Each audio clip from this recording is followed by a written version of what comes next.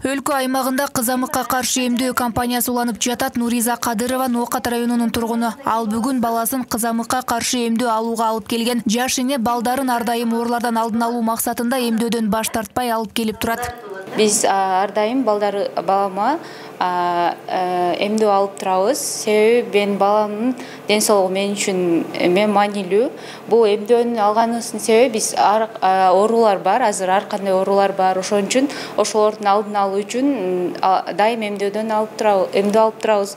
Учурда кызамыкка жана кызылчага каршы кошумча эмдөө өнөктүгү уланууда. Бул өнөктүк 2023 жылдын 18 сентябрында вирус өзгөчө кеңири жайылып жаткан аймактарда Бишкек, Ош шаарларында, Ош жана Чүй облустарында башталган. Ноокат району боюнча 3265 бала эмдөөдөн өттү. Ушул эпидситуацияга байланыштуу биз 9 айдан баштап 7 жашка чейинки балдарды бүт кызамык оорусу менен эмдөөдөн өткөрүп жатабыз.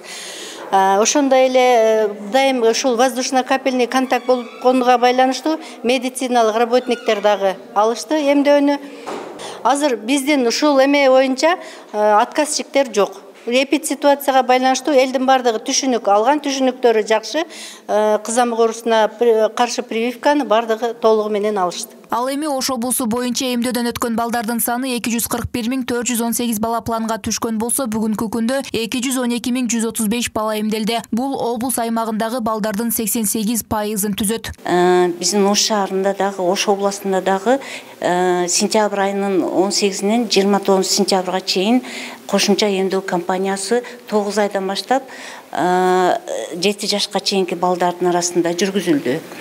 Бүгүнкү күндө ошол эмдөө кампаниясы учурунда эмдөөнү албай калган, мисалы метадот болгондор, же кандайдыр бир себептер менен башка жака чыгып кеткендер азыркы күндө эмдөө алуусу уланууда. Вирустун жайылышын токтотуу үчүн эмделгендердин көрсөткүчү 95%дан жогору болууга тийиш. Акыркы 4 жума ичинде республика аймагында 450 миңден ашуун бала вакцина алышты. Айымкан Исралы кызы Муслим Ахметжанов, УТРК Ош.